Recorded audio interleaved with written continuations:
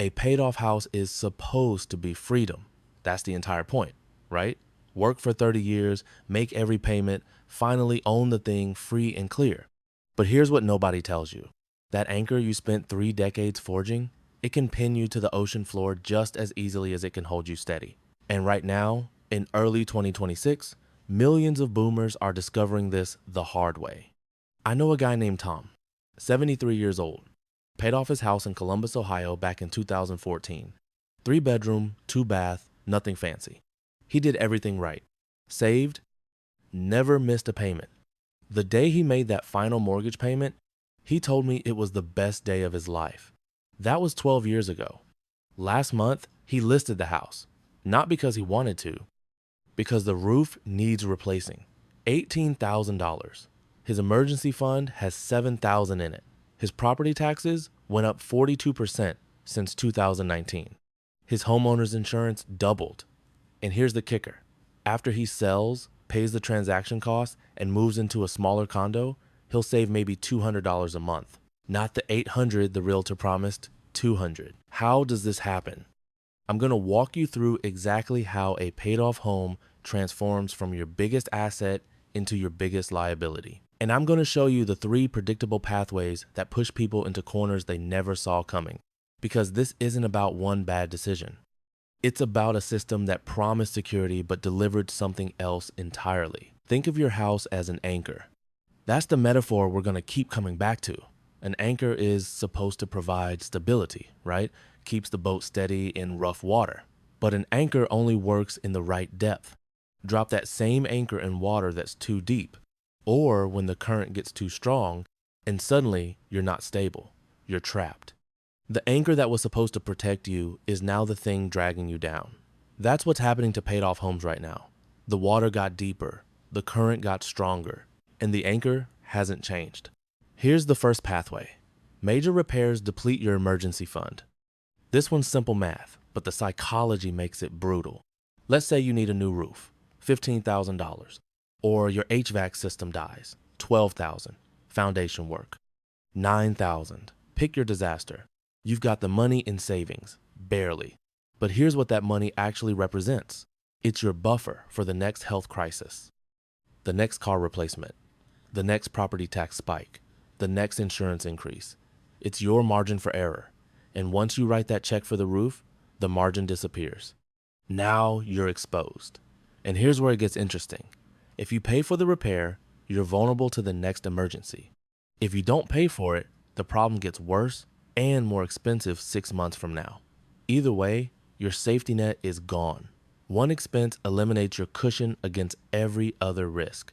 The anchor just got heavier. I talked to a woman in Michigan. Let's call her Carol.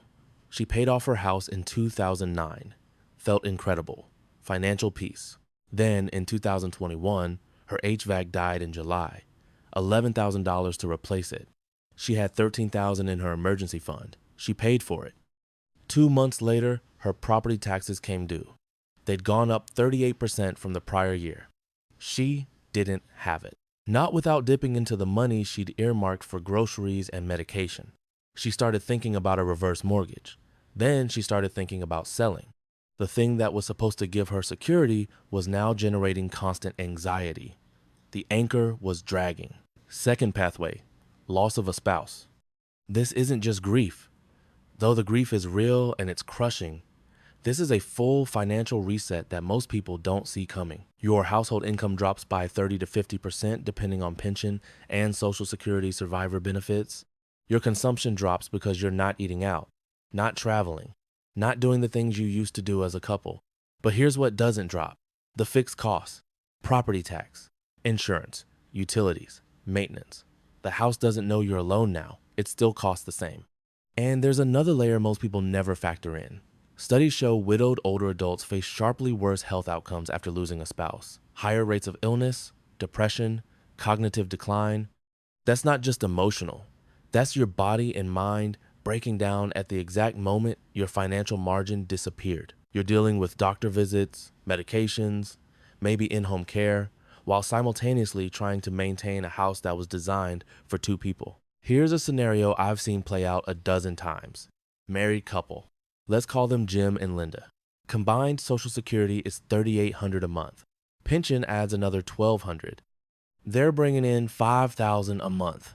House is paid off, they're comfortable, then Jim passes away. Linda's survivor benefit is 60% of Jim's Social Security. The pension disappears entirely because it wasn't set up with a survivor option. Her income drops to $2,200 a month. Her costs don't drop proportionally. She still needs the same square footage heated in winter, same amount of homeowner's insurance, same property taxes. She's now spending 70% of her income on the house when before it was 35%. The anchor didn't get heavier, the boat got smaller. Same effect. Now you might be thinking, okay, but these are specific situations. Not everyone has a major repair. Not everyone loses a spouse. Fair. Let's talk about the third pathway, because this one gets everyone eventually. Physical decline. You're 72. You've maintained this house for decades.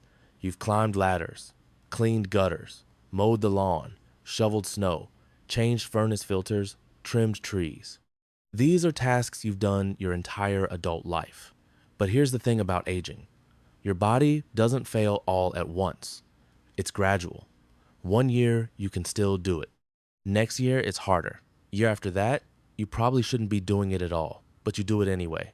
Because hiring someone costs money you don't think you have. Fall-related injuries among older adults maintaining their homes have increased significantly over the past decade. Ladder falls, overexertion, heart attacks while shoveling snow. Tasks that used to be routine become risks. And most people don't stop doing these things overnight. They just start putting them off. I'll do it next week. I'll wait until next spring. Eventually, later turns into I can't. Once you stop doing the work yourself, the expenses start stacking. Gutter cleaning, $150 every fall. Lawn service, $80 a week in summer. Snow removal, $60 per storm. Handyman for basic repairs, $90 an hour. These aren't luxuries, they're necessities, and they add up fast. Now you're spending an extra $400 to $600 a month on tasks you used to do for free. The anchor keeps getting heavier. And if you need accessibility modifications, grab bars in the bathroom. Maybe $300, a ramp for the front entrance, $2,000, walk-in shower conversion, $8,000. Full home retrofit, widening doorways, redoing the entire bathroom, installing a stair lift, you're looking at $30,000 to $50,000. And even after you spend that money, something else changes. You're no longer independent in the same way. You're relying on contractors, on family, on services. Research shows that loss of autonomy accelerates depression and cognitive decline faster than almost anything else. Let me tell you about Robert. 76, lived in the same house in Pennsylvania for 42 years, paid it off in 2008, did all his own maintenance until he was 73. Then he fell off a ladder cleaning gutters, broke his wrist. After that, his daughter insisted he hire people. He started with just lawn care, then gutter cleaning, then snow removal, then a handyman for little repairs around the house. Within 18 months, he was spending $700 a month on services. His Social Security was $1,900 a month. Property taxes were $4,000 a year. That's another $333 a month. Insurance was $200 a month. Utilities averaged $180. Before he spent $1 on food, medication, or gas, he was spending $1,413 a month just to keep the house. He had $487 left for everything else. The anchor had pulled him underwater. Now, here's where the trap really closes. All three of these pathways have the same brutal ending. They eliminate agency. You're not choosing, you're reacting.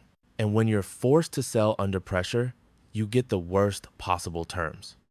Emergency sales fetch significantly less money than planned sales. The market knows when you're desperate. The market knows when you've deferred maintenance because you couldn't afford it. Buyers see the worn carpet, the dated kitchen, the roof that needs replacing. They price all of that in. And here's the truly vicious part. You couldn't afford the repair in the first place. So you deferred it. The house deteriorated, the problem got bigger. Now when you finally have to sell, you're selling at a discount because of the very repairs you couldn't afford to do. It's compounding both financially and emotionally. Let me give you a real example with actual numbers. House in suburban Cleveland, bought in 1987 for $98,000, paid off in 2012. Owner is now 77. The roof needs replacing. Cost $16,000. He doesn't have it. He lists the house. Comparable homes in good condition are selling for $280,000. His house, with the bad roof, deferred maintenance, and outdated systems, gets offers around $230,000. He accepts $235,000. After realtor commission of 6%, that's $14,100 gone. After closing costs and title fees, another $3,000. He nets $217,900. He lost $62,100 in value compared to the comps, and most of that loss is because he couldn't afford $16,000 for a roof 3 years ago. The system punished him for being broke. Now let's talk about the emotional weight, because this is where the anchor metaphor really lands. Your house isn't just a place you live. It's proof you did something right. You worked 30 years, you made every payment, you own it free and clear. That house represents security, stability, success. It's the physical embodiment of a life well lived. So when you start thinking about downsizing, it doesn't feel like a financial decision. It feels personal. It feels like failure. There's an identity crisis baked into this. For a lot of people, that house is tied to their role in the family. You're the person who hosts Thanksgiving, Christmas, Easter, graduations. You're the anchor point, literally, where everyone gathers. Losing the ability to host doesn't just mean losing square footage. It means losing your role. You're not the family anchor anymore. You're the person who had to downsize, the person who couldn't make it work. And here's what compounds it. The real estate industry, the financial advisors, the media, they all call it right-sizing or lifestyle optimization. They make it sound empowering, like you're choosing a better life. But the people going through it, they use a different word, grief. One guy told me, I thought I was making a smart financial move. I gave up my workshop, my guest room, the neighborhood where I knew everyone, and I'm barely saving any money. I just feel like I lost something I earned. Here's a stat that should make you uncomfortable. 73% of retirees who downsize say their biggest regret is waiting too long. They held on to the larger, more expensive house until it was harder, more stressful, and cost them money and options. Nostalgia and pride kept them holding on into their 70s. And by then, they lost years of freed up cash flow and control over the timing. This is the paradox. The longer you wait, the worse your options become. But admitting you need to downsize feels like admitting defeat.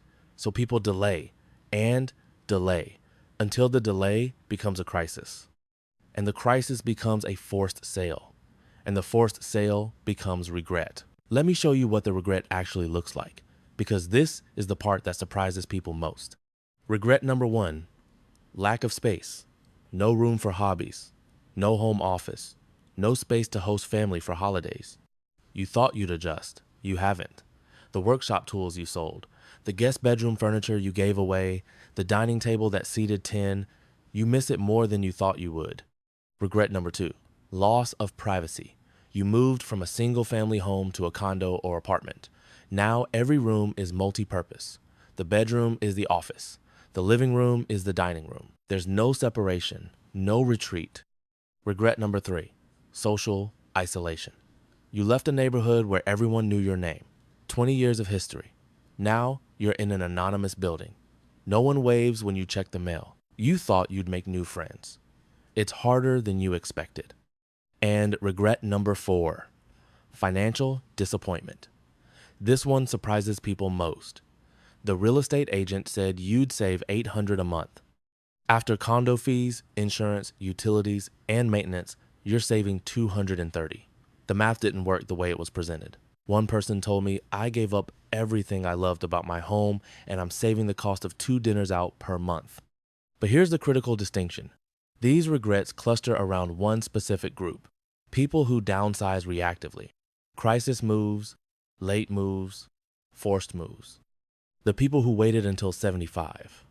Early downsizers, people who moved proactively between 60 and 65 while they were still healthy, those people report much higher satisfaction. Same action, different timing, completely different outcome. This is where the anchor metaphor pays off. If you raise the anchor while you're still in calm water, while you still have control, you can move to safer waters on your terms. You can research where you're going, you can take your time, you can negotiate from strength, but if you wait until the storm hits, until the current is pulling you toward the rocks, raising that anchor is an emergency. You're not choosing where to go, you're just trying to survive. And here's the systems thinking part. None of this is accidental. The housing market, the property tax system, the insurance industry, they all profit from this trap. Property taxes rise because municipalities know older homeowners can't easily move. They're sticky customers. Insurance companies raise rates because they can. The homeowner is essentially locked in. Transaction costs, 6% to a realtor plus closing costs, make moving expensive enough that people tolerate price increases they wouldn't accept if switching were cheaper. The entire system is designed to extract maximum value from the least mobile population. Let me give you the 3 takeaways you actually need. First, if you're between 60 and 65 and you're thinking you'll downsize eventually, understand this is the window. Not a window, the window. Waiting until 75 doesn't just limit your options, it limits your control. Research shows the senior housing shortage will mean 370,000 to 560,000 units will be missing by 2030. If you wait, you're not just competing with age and health, you're competing for housing that doesn't exist. Second, run the actual numbers, not what the realtor tells you, actual numbers. Take your potential new place, add condo fees, add insurance, add utilities, add the cost of services you won't be able to do yourself. Add 10% for things you didn't anticipate. Now compare that to your current cost. If you're not saving at least $500 a month, the move probably isn't worth the disruption. Third, test before you commit. Rent in the area you're considering for 6 months. See if you actually like it. See if the math works in practice. See if you can handle the smaller space. This eliminates the second move problem, which is where people really lose money. The paid-off home was supposed to be the finish line. Turns out it's just a different race, one where the rules changed and nobody sent you the memo. The anchor was supposed to keep you safe. But anchors only work when the water doesn't get too deep. And for millions of boomers, the water just keeps rising.